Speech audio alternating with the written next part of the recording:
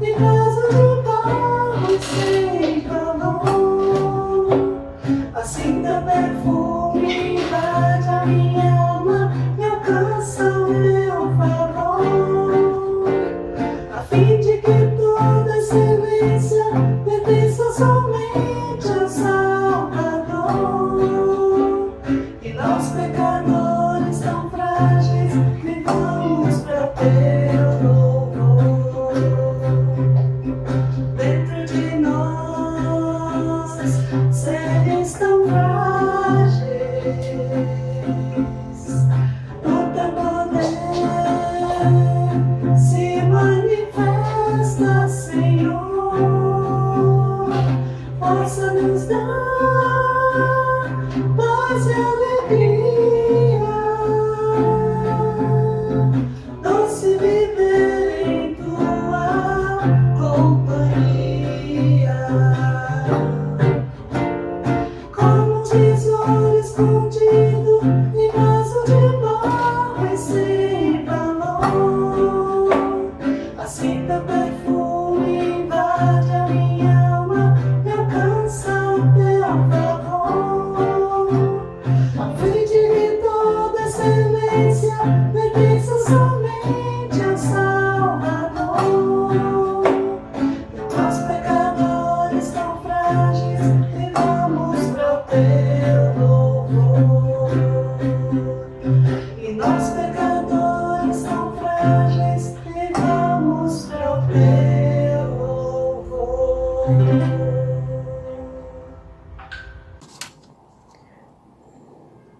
Glorioso Deus e Pai, bendito seja o teu nome, Senhor. Neste momento estamos iniciando um culto, Senhor Deus, que desde já te oferecemos como fruto do nosso louvor, do nosso amor, de nossa adoração.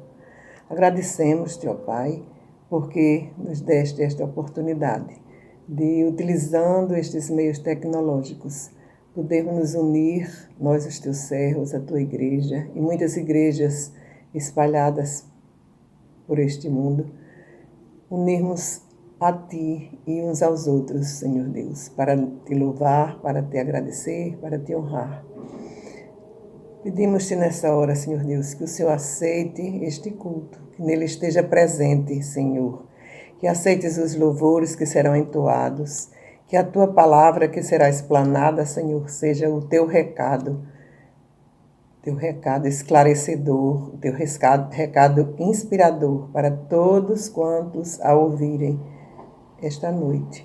Senhor, nós te pedimos agora, Pai, que o Senhor esteja nos leitos dos hospitais, Senhor Deus, levando alento, levando socorro, levando confiança, Senhor, e esperança, e a cura, se for da tua vontade, para aqueles que estão sofrendo, vítimas desse mal que assola o mundo inteiro, Senhor Deus.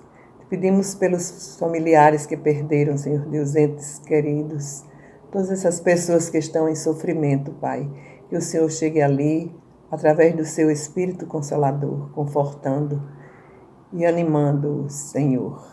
E nós outros, Pai, que até agora Tu tens nos poupado, nós Te agradecemos, Pai. Te pedimos que continue nos protegendo, se assim o Senhor quiser. E nos preparando, Senhor Deus, fortalecendo a nossa fé e a nossa confiança só em Ti, para que possamos também ajudar a outros que precisem de nós nesses momentos tão difíceis, Senhor Deus. Nós Te agradecemos, nós Te louvamos, nós oramos em nome do Teu Filho Jesus, o nosso Salvador e Senhor. Amém.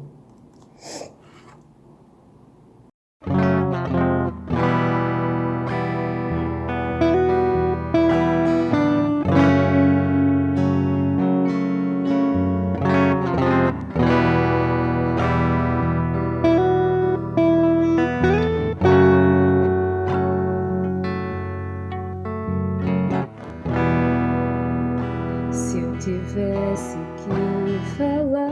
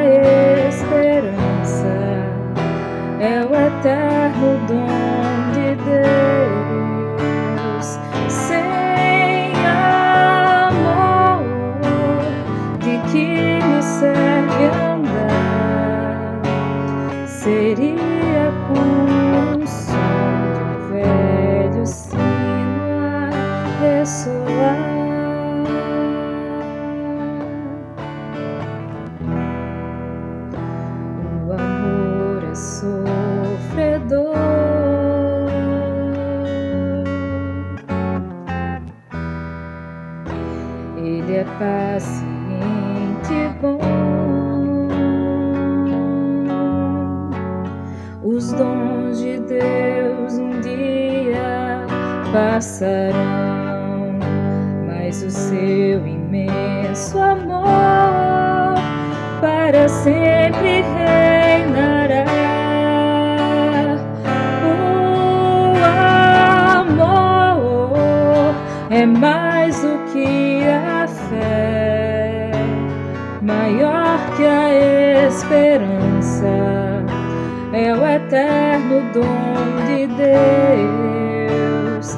Sem amor, de que me serve andar? Seria como um som de um velho sino a ressoar.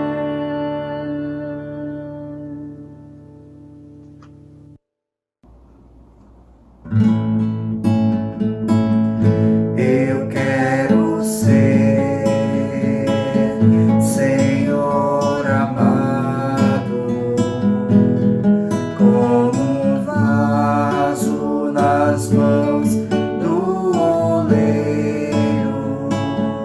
Quebra minha vida e faça de novo.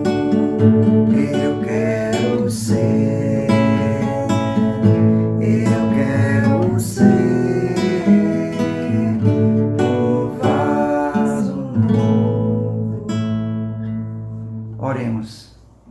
Amado Pai, diante de Ti, Senhor, e neste momento, queremos Te agradecer, Senhor, pelo que Tens feito na vida de cada um, irmão e irmã, cada uma pessoa que está aqui, Senhor, neste momento, da forma que o Senhor quer, da forma que o Senhor permite. Recebe, Senhor, esse culto em Tua homenagem, Senhor, uma homenagem que só Tu mereces, Senhor.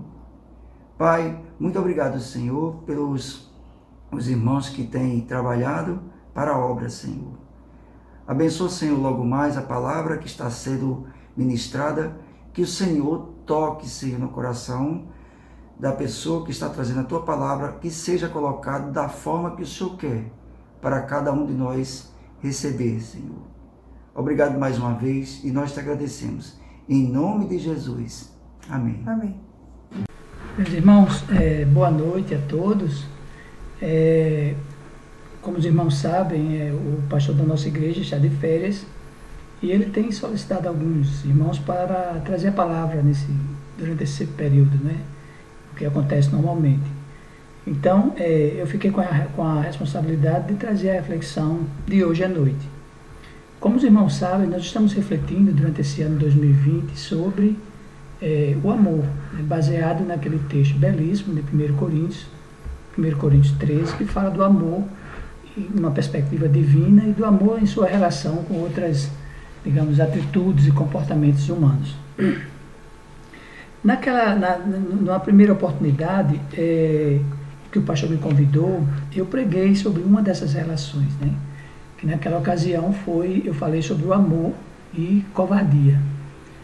E naquela ocasião também eu comentei que o texto de 1 Coríntios, ele apresenta o amor, como eu chamei, de duas formas. Numa relação positiva, com outras atitudes e comportamentos, e numa relação negativa, né?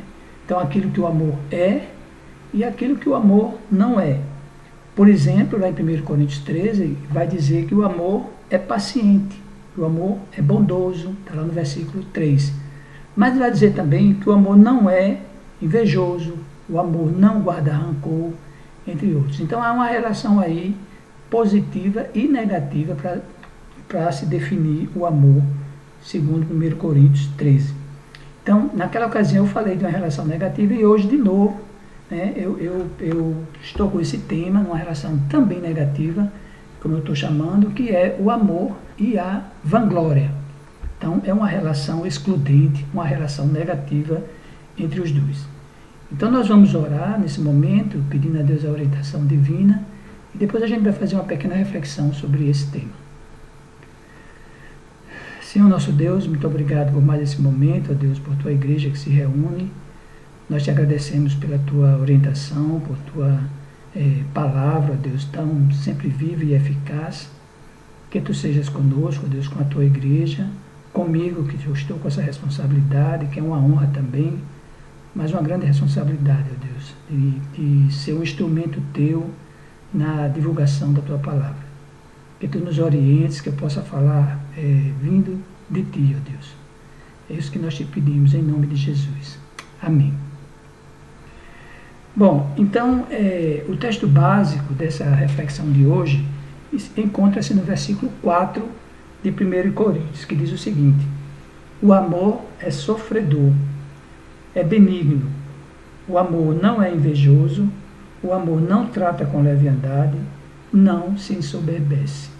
E aí é essa última parte que interessa hoje à noite. O amor não se ensoberbece, né? Não se ensoberbece é a mesma coisa de não se orgulha. Não é orgulhoso, como aparece em algumas versões. Tá bom? Então, na reflexão de hoje, eu dividi em 3 momentos. Né? No primeiro, a gente vai ver o que é vanglória. Se soubesse a vanglória, que é um sinônimo. Depois, a gente vai ver o que ela é e o que ela não é, na verdade. Eu não defini o que ela é e o que ela não é. E, por último, a gente vai ver a relação que a vanglória tem com o amor, que é justamente o tema aqui desse versículo. Vai servir, de certa forma, como conclusão da nossa reflexão. Onde é que o amor, como é que ele se relaciona ou não se relaciona com a vanglória. Então nós vamos começar com os conceitos, né? Como é que a gente pode entender essa palavra vanglória, tá? Conceito e suas implicações, especialmente no nosso mundo ocidental. Então, como eu disse, o amor não se ensoberbece, está lá em 1 Coríntios 13, 4, né? E é uma relação excludente, uma relação negativa. Quando a gente vai ao dicionário, a gente vê várias palavras que são sinônimos de vanglória. Então, por exemplo, soberba, orgulho, arrogância, ostentação, basófia, jactância, vaidade, são todas palavras sinônimos da palavra vanglória, como é o título aqui da nossa reflexão. Mas eu vou usar essa palavra vanglória porque eu acho ela bem interessante do ponto de vista etimológico, do ponto de vista da origem da palavra. A palavra vanglória vem de vanus, do latim, que significa vão, algo sem valor, e glória. Então, vanglória é uma glória destituída de valor, uma glória sem importância. Então, a pessoa que tem vanglória ou a vanglória é uma pessoa que tem uma opinião muito satisfatória sobre si mesma, né? E às vezes nem tem justificativa para isso, mas a visão que ela tem de si mesma é uma visão extremamente, digamos assim, positiva, né? Ou a vanglória também é uma expressão de orgulho exagerado que algumas pessoas têm, né? E que se manifesta em relação a si mesmas, seja uma qualidade, seja uma conquista, ou até um bem ou bens, né? Então tudo isso são elementos da vanglória. E antes da gente entrar no texto bíblico, praticamente, o que é que a Bíblia diz sobre vanglória, o que é que ela é, o que ela não é, eu vou lembrar aqui dois ensinos que remontam ao mundo antigo, ao mundo grego, né? E um deles é sobre a mitologia, a história, conhecida por muitos de nós, né, de Narciso. Tem várias versões dessa historinha, mas a história do Narciso, da Bíblia, do mundo grego, diz que era um jovem que, quando nasceu, né, acho que muitos de nós conhecemos essa história, era muito belo, muito bonito, né, e filho de um rio que era um deus e de uma ninfa, etc. E um adivinho chamado Tiresias vaticinou que quando ele nascesse, porque a beleza dele ele ia ter sempre, mas que ele nunca poderia se ver. Ele não tinha esse direito. No dia que ele se visse a si mesmo, ele seria castigado, né? Então ele cresceu, ele era uma pessoa, parece que meio não obedecia aos deuses, e em determinado momento da sua vida, ele se viu numa água, numa fonte, né? E ficou encantado com a própria beleza. Ficou tão encantado com a própria beleza que ali mesmo não conseguia mais se sair daquele local, né? Ficou preso de tal forma à sua própria imagem que ali mesmo morreu, né?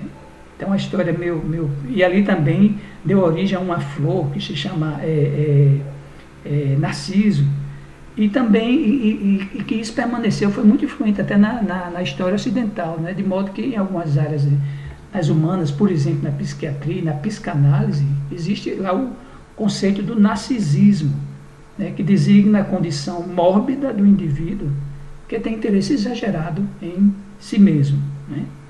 Então, essa história que vem dos gregos é uma história até interessante, e tem uma certa moral, claro, evidente aí por trás, né? Mas os próprios gregos também ensinaram coisas que parece que se opõem a essa mesma ideia, né, do narciso. Para eles, para os gregos, eles tinham uma visão do ser humano mais ou menos assim. Então, o homem bom, ou o ser humano bom, era aquele que era forte, né? O ser humano que fosse fraco era ruim, a percepção grega antiga, tá certo? E essa ideia, de certa forma, ficou no nosso inconsciente, talvez coletivo, do Ocidente. E você vê isso depois, muito depois, por exemplo, com o Nietzsche, né, o filósofo alemão. Ele vai dizer, por exemplo, que os gregos tinham uma moral, né, uma religião e uma moral que não que não tolhia os seus impulsos naturais. Então, por exemplo, um religioso grego, ele podia muito bem viver com orgulho, com a soberba e com outras coisas que nós consideramos pecados, porque na religião, na moral grega, segundo Nietzsche, isso não tinha nenhum problema. E aí vem a crítica dele, justamente a moral cristã. Ele critica a moral cristã porque ele vai dizer que a moral cristã, ela faz isso, ela tolhe aquilo que os homens são naturalmente, castra, né, os seus impulsos. E para ele isso era ruim, isso que era muito crítico, né? Isso era ruim porque a gente deixava de ser humano na nossa mais clara definição, né, humana do que é ser um ser humano. Então o Nietzsche vai fazer esse tipo de crítica. Veja que no dia a dia, muita gente não sabe nem quem é Nietzsche, nunca ouviu falar, mas isso existe um pouco na nossa mentalidade ocidental, né? A gente ouve, por exemplo, coisas do tipo: o mundo é dos mais fortes, humildade é coisa de gente fraca, né? O mundo é dos espertos. Então, essa coisa permeia um pouco a nossa sociedade, e isso vem desse tipo de pensamento. E por que eu estou colocando isso aqui? Porque nós somos de uma comunidade cristã, de uma igreja, estamos acostumados a ouvir esses valores, como a humildade e tantos outros, mas isso não é algo tão simples e tão evidente na nossa sociedade, né? Porque, de certa forma, Nietzsche parece que tem mais popularidade do que a Bíblia nesse sentido. Porque as pessoas estão aí, estão muito... Não é uma conversa muito interessante falar em temas como humildade, como desprendimento, como amor, né, na nossa sociedade. Então, o que parece muito evidente para uma comunidade como a nossa, pelo menos em termos de ensino, não é, de fato, no mundo, digamos, no mundo lá fora, né? Então, com essa introdução do que seria do conceito de vanglória, a gente agora vai entrar mais um pouco na palavra, né? O que é que a palavra vai dizer em cima de alguns elementos que eu trouxe? O que é que a gente pode aprender da Bíblia sobre o que não é e o que é vanglória? E eu vou começar com o que não é. E por que eu vou falar sobre isso? Porque existem certas incompreensões das pessoas sobre o que é vanglória, né? Existe uma certa um entendimento equivocado muitas vezes do que é a vanglória. Então eu vou citar aqui 3 elementos, poderia citar mais, mas o tempo não permite. Eu vou citar aqui 3 elementos que demonstram certa incompreensão em relação à vanglória. O primeiro deles, a primeira frase que a gente pode resumir isso, é a ideia de que reconhecer suas capacidades, talentos e limitações, mas mais ainda, capacidade e talento é uma forma de vanglória. Ora, isso é um equívoco, né? Não há nenhum problema em você reconhecer o seu potencial, suas habilidades, aquilo que você tem, né, que Deus lhe deu. A gente vai falar isso mais na frente, né? Isso não é sinal de vanglória, né? Se você é um excelente pianista, reconheça isso, não há nenhum problema em relação a isso, né? Então, às vezes as pessoas se subestimam, ou às vezes com uma certa dificuldade de reconhecer isso publicamente, porque pensam, né, imaginam que as pessoas vão entender como sinal de vanglória, então não manifestam isso, não falam um pouco sobre capacidades que essas pessoas têm. Então isso é uma falácia. Isso não é vanglória. Reconhecer seu potencial e suas limitações é algo extremamente natural e bom, inclusive. É claro que isso é difícil também, às vezes as pessoas não têm noção, mas em geral, na medida do possível, se você tem consciência do seu potencial e das suas fraquezas, das suas limitações, e você expõe isso em determinadas situações, não há nenhum problema em relação a isso. E aí vamos para a Bíblia. Romanos 12:3 diz o seguinte: pois pela graça que me foi dada, digo a todos vocês, ninguém tenha de si mesmo um conceito mais elevado do que deve ter, mas, pelo contrário, tenha um conceito equilibrado, de acordo com a medida da fé que Deus lhe concedeu. Então, olha que coisa bacana nesse versículo, né? Primeiro, não devemos ter um conceito mais elevado do que realmente temos, e temos uma visão equilibrada sobre nós mesmos. Então, isso é bíblico, não há nenhum problema em relação a isso, né? Não devemos ter um conceito mais elevado do que deveríamos sobre nós mesmos, porque isso é sinônimo de vanglória, mas reconhecer também que temos potencial, que há algo que Deus nos deu, que pode ser um dom e uma ajuda, ou enfim, pode ter um benefício para o outro, né? Então, logo, reconhecer honesta e claramente diante dos outros que você é um excelente pianista. Esse exemplo talvez nem seja tão bom, porque o pianista normalmente aparece, né? Mas, enfim, é só para ilustrar, né? Se você é de fato um excelente pianista, não tem nenhum problema em você reconhecer isso. Isso não é vanglória. Um segundo equívoco em relação à vanglória é a história de você ter certezas e convicções, né? Todos nós temos uma visão de mundo, mesmo aqueles que não são cristãos. Todo mundo tem valores, tem determinadas visões e determinadas convicções. Ora, a gente vive num mundo tão relativista que está difícil você afirmar determinadas convicções que você tem, né? Soa bem, soa intelectualmente interessante você dizer que não tem mais certeza de nada. Então vivemos numa sociedade desse tipo. O simples fato de você ter certeza, você já é rechaçado de cara, né? Então o discurso questionador, o discurso duvidoso, é bonito, né? Passa isso, como eu disse, um ar de intelectualidade. Então, as certezas viraram sinônimo de arrogância, de soberba, de vanglória, de falta de maturidade, né? E é uma pena que no nosso meio cristão nós encontremos pessoas assim, tão inseguras a respeito das coisas mais fundamentais. Então, vamos à Bíblia de novo. Hebreus 11:1, definição de fé segundo a Bíblia. Ora, a fé é a certeza daquilo que esperamos e a prova das coisas que não vemos. Então, como é que você pode ter fé se você tem essa incerteza absoluta sobre tudo, né? Outro exemplo é o próprio Jesus, aquele a quem nós afirmamos que seguimos e deve ser o exemplo para nós. Jesus fez muitas declarações contundentes sobre ele mesmo. A Bíblia está cheia, o Novo Testamento está cheio de exemplos desse tipo. Eu vou pegar só um. João 8:5-58 diz assim: antes de Abraão eu sou. Ele estava no meio entre judeus e surgiu uma discussão e ele afirmou isso, altamente arrogante ao olhar das pessoas que estavam ali, a ponto de quererem jogar pedra nele, diz o texto bíblico. Antes que Abraão existisse, Abraão era muito mais antigo do que ele, humanamente falando, ele diz eu sou. É uma afirmação categórica. Então, e aí? Jesus é arrogante por causa disso, porque ele tem uma certeza e uma convicção sobre si mesmo?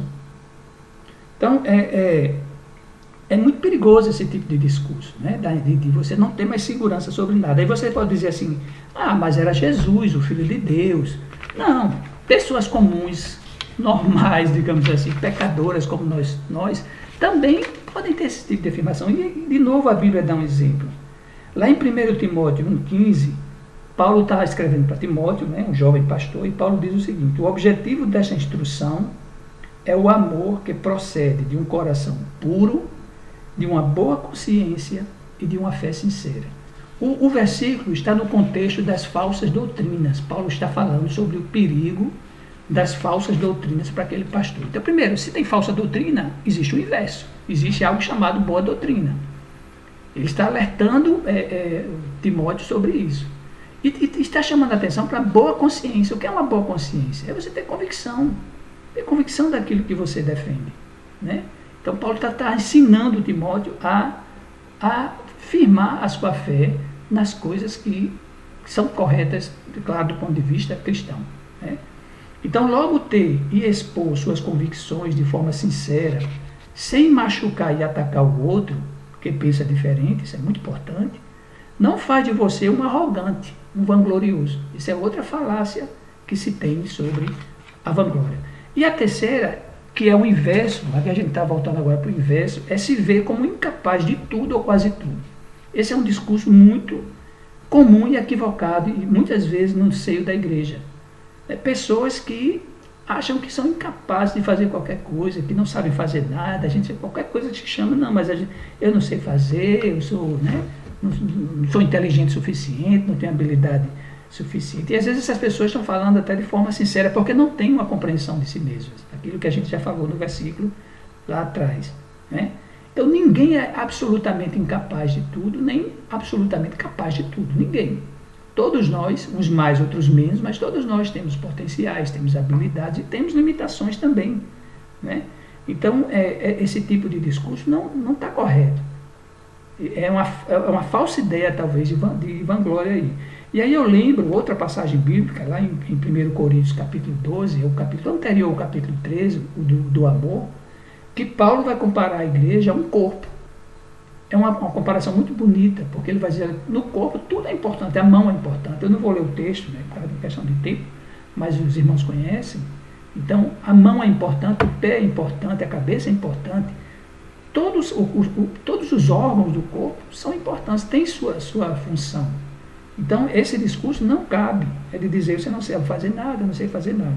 Logo, dizer que você não tem talento, ou que não sabe de nada, não garante que você seja humilde, ou que não seja vanglorioso. Tem uma forma, talvez, disso acontecer. Então, 3 elementos, né, que a gente pode destacar como visões equivocadas do que seja vanglória. Mas vamos ver agora o que é a vanglória, segundo a Bíblia. A Bíblia também dá algumas dicas sobre isso. E tem muitos exemplos, tanto no Velho como no Novo Testamento. Mas, de novo, nós vamos nos deter a 3 situações, né, porque não dá para a gente detalhar mais. Então, uma primeira manifestação de vanglória é aquela quando você reconhece suas capacidades e talentos como sendo mérito seu e não dom de Deus. Então, isso é vanglória, não é? Porque numa perspectiva bíblica, que eu vou citar alguns versículos, toda boa dádiva e todo o dom perfeito vem do alto, descendo do Pai das luzes, que não muda como sombras inconstantes. Está lá em Tiago 1,17. Jesus também diz o seguinte, sem mim vocês não podem fazer coisa alguma. João 15,5. Né? Nem mesmo a salvação é mérito nosso, nós sabemos disso. Tem um versículo, entre outros, mas um bem conhecido, Efésios 2, 8 e 9, que vai dizer o seguinte, pois vocês são salvos pela graça, por meio da fé. E isto não vem de vocês, é dom de Deus, não por obras para que ninguém se glorie. Nem a salvação a gente pode obter. Até a salvação é um dom de Deus. Então, isso é vanglória. Se você vê alguma coisa em si, algum dom que Deus lhe deu, e você começa a achar que isso é um mérito seu, tem alguma coisa errada aí. É um risco de vanglória muito forte, né? E a Bíblia tem exemplos práticos. Eu vou ler aqui uma passagem de Atos, capítulo 3 de Atos, os versículos de 1 a 12, é uma passagem bastante conhecida, né? Quando Pedro e João vão entrar na porta do templo e acontece um milagre. E vejam, o mais interessante é a reação, mas eu vou ler os versículos iniciais. A cura de um mendigo aleijado. Certo dia, Pedro e João estavam subindo ao templo na hora da oração, às 3 horas da tarde. Estava sendo levado para a porta do templo, chamada Formosa, um aleijado de nascença, que ali era colocado todos os dias para pedir esmolas aos que entravam no templo. Aí ele continua, eu vou pular os versículos, vai continuar o que acontece. Esse mendigo pede esmola a Pedro e João diz que não tem, mas que em nome de Jesus, que ele fosse curado da sua limitação. Né? Ele é curado, sai feliz da vida, claro, pulando de alegria e acompanhando Pedro e João. E aí, olha o que acontece no versículo 11 e 12, diz o seguinte, Apegando-se o mendigo a Pedro e João, todo o povo ficou maravilhado e correu até eles ao lugar chamado Pórtico de Salomão. Vendo isso, Pedro lhes disse: Israelitas, por que isto os surpreende? Por que vocês estão olhando para nós como se tivéssemos feito este homem andar por nosso próprio poder ou piedade? O Deus de Abraão, de Isaac, aí ele continua, ele vai fazer uma pregação a partir daí. Mas o que eu quero chamar a atenção é que Pedro e João têm plena consciência de que eles não fizeram nada. Eles foram instrumentos de Deus na cura daquele homem. Então, é exatamente isso, reconhecer de quem vem o dom, né? Esse dom vem de Deus, não é nosso. Então, isso é um risco, ou poderíamos dizer, uma manifestação de vanglória quando isso não acontece. Uma outra manifestação de vanglória é quando a gente fala demasiadamente sobre nós mesmos. Esse é um outro risco de vanglória, é um comportamento muito associado à arrogância, né, à soberba, à vanglória, falar muito de si mesmo, geralmente na primeira pessoa do singular, né. É claro que nem sempre, às vezes é necessário, em determinadas situações é necessário. Eu vou citar aqui um exemplo de Paulo de novo. Paulo, quando está escrevendo aos Coríntios, na carta de Paulo aos Coríntios, o que é que acontece? Paulo ele está sendo questionado pelos irmãos de Coríntios sobre sua autoridade, que autoridade ele tinha para pregar a palavra, né? Então, Paulo, para comprovar isso, né, inclusive ele se vangloria, o texto diz que esses irmãos estão se vangloriando e questionando a autoridade de Paulo, né? E aí Paulo vai dizer no versículo de 2 Coríntios 11, 2 Coríntios 11, 18a, eu vou ler aqui, peraí, 18 a 19 e depois dos 21 ao 31. 18 a 19 diz assim: visto que muitos estão se vangloriando de modo bem humano, isso é Paulo dizendo em relação aos irmãos lá de Corinto, eu também me orgulharei. Vocês, por serem tão sábios, suportam de boa vontade os insensatos. E Paulo está sendo sarcástico, inclusive, aqui, né, com os irmãos lá de Corinto. Aí lá na frente ele vai começar a falar do seu currículo vitae, na obra do Senhor, porque ele estava sendo questionado pelos irmãos lá de Corinto. E ele começa. É uma passagem muito bonita, inclusive, né? Mostra alguém completamente comprometido com o reino de Deus, né? Para minha vergonha, continua Paulo, admito que fomos fracos demais para isso. Naquilo em que todos os outros se atrevem a gloriar-se, falam como insensato, eu também me atrevo. São eles hebreus? Eu também. São israelitas? Eu também. São descendentes de Abraão? Eu também. São eles servos de Cristo? Eu estou fora de mim para falar desta forma. Eu ainda mais ainda servo de Cristo. Trabalhei muito mais. E aí ele faz uma lista, eu vou ler algumas, mas eu acho que é uma passagem conhecida, muito bonita, de tudo que ele passou por amor ao Senhor, né?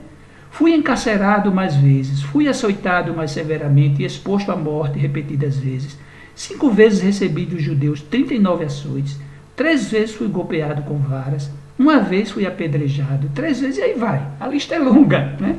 Então, em determinadas situações, é necessário você falar de si mesmo. É como nesse exemplo aqui, que eu estou citando de Paulo, né? O problema de falar de si mesmo é quando isso é muito frequente, inclusive desnecessário. Quando a gente, o tempo todo, sempre arranja um motivo para estar falando de si mesmo, dos seus currículos, dos seus feitos, né? Então, isso isso é uma forma de vanglória. E a Bíblia condena, tá certo? Na Bíblia tem exemplos de como Deus julgou e puniu pessoas que agiram dessa forma. Então, lá a gente não vai ler, mas Atos 12, de 21 a 23, mostra o exemplo com Herodes Antipas. O povo começou a chamá-lo de Deus, e na mesma hora Deus o puniu de forma que ele morreu imediatamente. E um exemplo do Velho Testamento é o rei da Babilônia, o rei Nabucodonosor, no capítulo 4 de Daniel. Né? A história é conhecida também de alguém que se envaideceu demais, né? E Deus puniu por causa disso, tá? E existe no Novo Testamento ainda uma passagem que é muito pertinente para essa discussão nossa, que é Tiago, capítulo 3, versículo 5. Diz assim: semelhantemente, a língua é um pequeno órgão do corpo, mas se vangloria de grandes coisas. vejam como um grande bosque é incendiado por uma simples fagulha. Então a língua é um perigo. A gente tem que ter muito cuidado com a nossa língua, né? E um terceiro e último exemplo do que é vanglória é a falsa modéstia e a procura pelo elogio dos outros. Na verdade são duas coisas, mas eu estou juntando porque tem uma relação muito forte, né? Então a falsa modéstia, gente, não tem nada a ver com a convicção sincera de que se não é capaz de exercer alguma habilidade. Eu volto ao exemplo do piano, né? Se você não é um pianista, não sabe nem para onde é que vai, não tem falsa modéstia nenhuma você dizer, olha, eu não sei tocar piano. Pronto, acabou. Ninguém vai duvidar, que vai achar que isso é uma falsa modéstia. É apenas um fato e você tem uma compreensão de si mesmo em relação a isso. Aquilo que a gente já falou, né? Uma compreensão equilibrada de si mesmo e sabe os seus limites. Eu não sei tocar piano. Pronto, né? A falsa modéstia acontece quando você sabe que você tem habilidade, você tem consciência disso, né? Mas tem um discurso que minimiza, que diminui a si mesmo, né? E geralmente para pessoas que lhe conhecem. E com isso você está querendo, digamos, angariar um elogio. Olha como ele é humilde, né? Poxa, o rapaz não sabe tanto, mas diz que não sabe nada, né? Então isso é a chamada falsa modéstia. E por que isso é uma vanglória? Porque no fundo você está procurando uma glória para si mesmo. É exatamente isso que acontece com a vanglória, com a falsa modéstia, né? Agora, de novo, não há nenhum problema em reconhecer o dom do outro. Não há nenhum problema. Por exemplo, lá em Romanos 13, 7, né, Paulo diz o seguinte: deem a cada um o que lhe é devido. Se imposto, imposto. Se tributo, tributo. Se temor, temor. Se honra, honra. Não tem problema. Por exemplo, no trabalho da igreja, que é um trabalho voluntário, é muito importante as pessoas serem reconhecidas, em geral, né, o trabalho voluntário em geral. É muito importante, isso anima e incentiva as pessoas. Isso é uma coisa. A outra é você esperar e fazer por onde e procurar o elogio com um discurso falsamente humilde, né? Então, esse é um perigo também que acontece. O livro de Provérbios tem muitos versículos sobre isso, sobre o perigo do elogio e tal, né? Mas a gente vai pegar de novo o exemplo de Jesus. Lá no Sermão do Monte, tem 3 versículos, ele ensina 3 coisas que tem tudo a ver com isso que a gente está discutindo, né? Ele vai criticar, primeiro, aqueles que ajudavam os necessitados, vai criticar os que oravam em praça pública e vai criticar aqueles que jejuavam e faziam tudo para que as pessoas percebessem que eles jejuavam. Nessas 3 situações, diz o texto bíblico, está lá em Mateus 6, capítulo 6, versículo 1, 6, 5 e 6, 16, né, que ele conta essas histórias, dessas 3 situações. Jesus os chama de hipócritas, porque eram pessoas que faziam aquilo para serem vistos pelos homens. Ele diz isso. E diz mais, já receberam a sua recompensa. Essas pessoas que fazem isso já receberam a sua recompensa, não vai ter a recompensa de Deus, porque é muito duro esse tipo de ensino, né? Então, vê qual é a motivação de ajudar o próximo. É pelo amor ao próximo ou porque você está esperando receber algum elogio, alguma recompensa com isso, seja qual for, né? Ou orar em público, isso é mais difícil nos dias de hoje, mas especialmente ajudar os pobres, ou mesmo jejuar, né, diante da comunidade, aparecer com o rosto triste, como faziam os fariseus aqui na época de Jesus, né? Então, isso tudo aí são exemplos de procura de elogio que é condenado porque é uma forma de vanglória, né? Aí eu me lembro daquela frase, uma frase que a gente diz na brincadeira, né? Eu me orgulho de ser humilde. Nada mais contraditório do que isso. Eu me orgulho de ser humilde. Observem, pessoal, que em todos esses casos, a vanglória leva uma atitude de comparação com o outro, né? E de superioridade. Então, quando você conta vantagem, você no fundo está dizendo, olha, eu sou mais importante que você, eu sou mais inteligente, eu tenho mais dons, sou mais espiritual, né? Critico o outro porque sou mais espiritual. Então, tudo isso são formas de vanglória. O Salmo 75,4 diz, aos arrogantes digo, parem de vangloriar-se, e aos ímpios não se rebelem. Então, esse aqui é um bom conselho para a gente se cuidar, né, e se policiar em relação à vanglória. E para concluir, e aí eu volto à questão do amor, lembre-se que o texto é uma relação, né? O amor não se ensoberbece, é uma relação entre o amor e a vanglória. Então eu volto aqui, e a gente vai concluir com isso, e onde é que está essa relação do amor e vanglória? Fica muito fácil depois do que eu coloquei aqui, especialmente aqueles 3 exemplos, que não são os únicos, mas os 3 exemplos que a gente viu de vanglória. Então, eu vou pegar agora pelo contrário, fazendo a relação com o amor, né? Então, o amor sincero, genuíno, que vem de Deus, do Espírito de Deus que está em nós, ele não vai agir daquela forma como eu coloquei os 3 exemplos de vanglória. Então, o cristão que age por amor genuíno e que faz grandes coisas por amor, jamais vai atribuir a si mesmo ou às suas qualidades quaisquer feitos, grandes ou pequenos, mas a Deus. Ele vai reconhecer que é Deus que está agindo na vida dele, né? É como diz lá em 2 Coríntios 5,14, o amor de Cristo nos constrange. Somos constrangidos a agir de certa forma. E não porque somos especiais, somos super seres humanos, nada disso, né? Então isso já é um contraponto àquele primeiro ponto que eu falei, né, da vanglória, de alguém que acha que os méritos são só seus e não de Deus. Um segundo exemplo de uma relação do amor com a vanglória, que contra a vanglória é uma relação negativa, como eu falei. O cristão que age por amor não vai alardear em alto e bom som para os amigos, vizinhos, para o pastor, para a igreja e para a sociedade em geral, que fez o bem ao outro, ou que conseguiu galgar altos lugares na vida, tão difícil para a maioria dos mortais. Não vai sair dizendo por aí o que fez, a quem ajudou, quanto doou, etc. Não vai trocar trombetas para que todos vejam o quanto ele é bom, como diz Mateus 6,12. Ele vai humildemente guardar em seu coração e ser agradecido a Deus por ser seu instrumento para o bem do outro ou por ter sido objeto do amor e da graça de Deus para o próximo.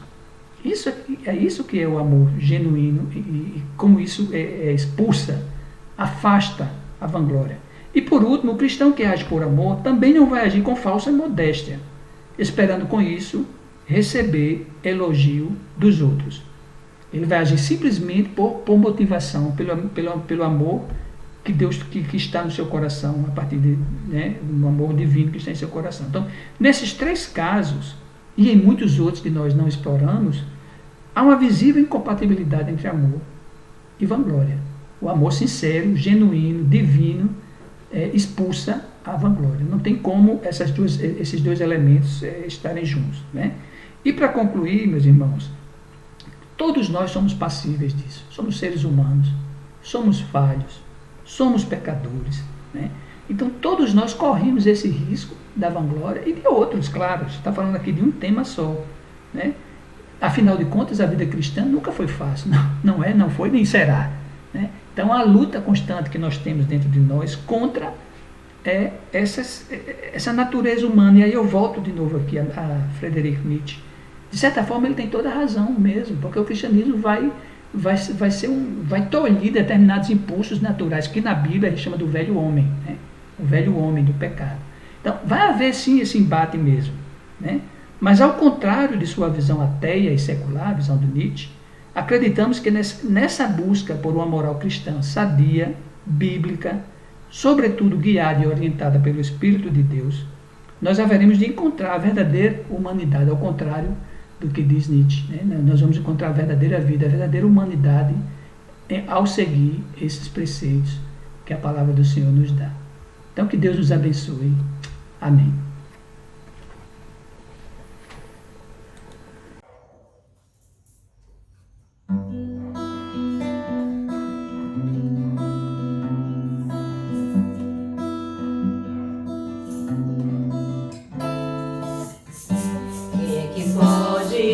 Garantir que esse teu jeito de servir a Deus seja o melhor, seja o mais leal, um padrão acima do normal. De onde vem tanta presunção de ser mais santo e ser capaz de agradar a Deus, crente nota 10, superior acima dos fiéis. Ora esse entendimento que não vem do céu, fraco discernimento, frágil, falso véu, tenta encobrir vão teu lado animal.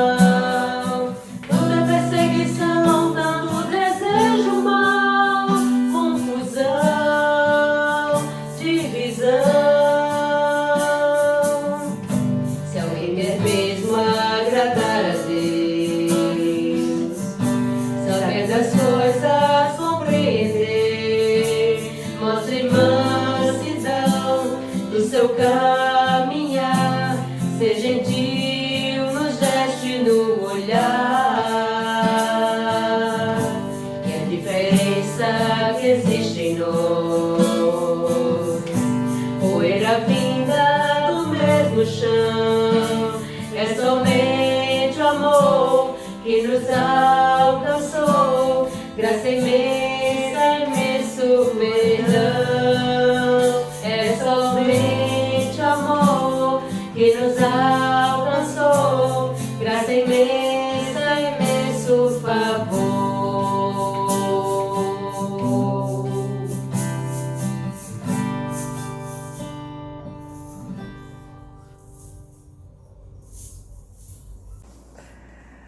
Boa noite, irmãos. Oremos.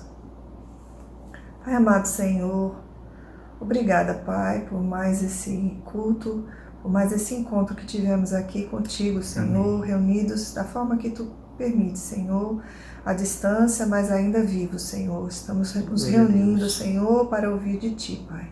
Obrigada, Senhor, por tudo que aconteceu, por tudo que foi dito, pela Tua mensagem, Senhor, que foi levada a cada coração, a cada irmão, Senhor, aqui representado e a cada família aqui, Senhor.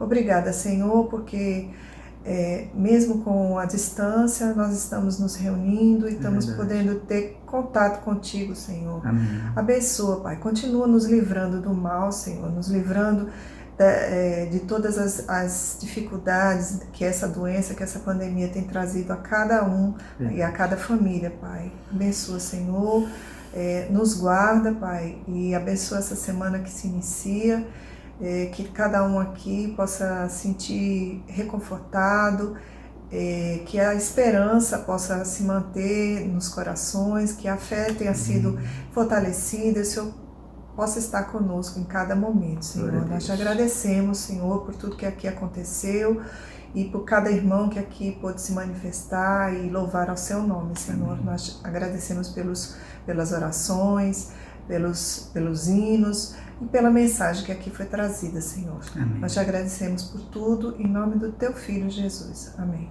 Amém.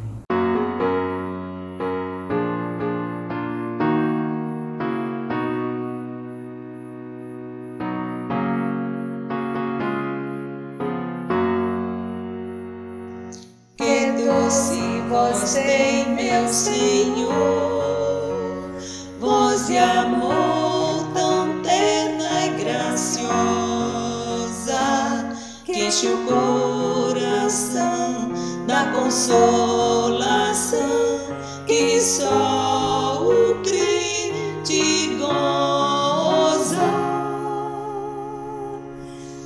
Qual maior prazer que ele ouvir dizer: vem meu filho, vem escutar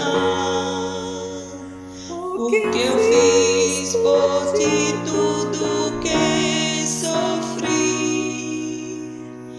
na cruz pra te resgatar.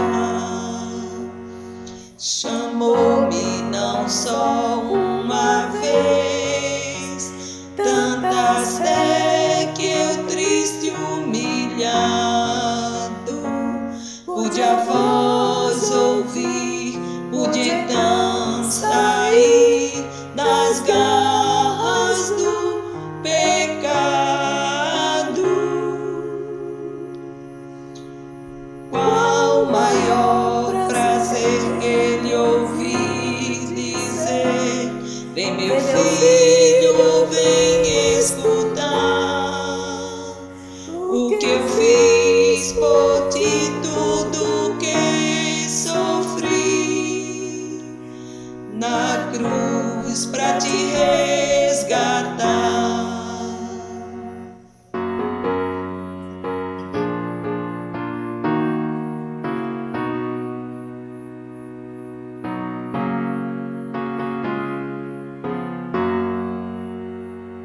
Jesus não me deixa sofrer.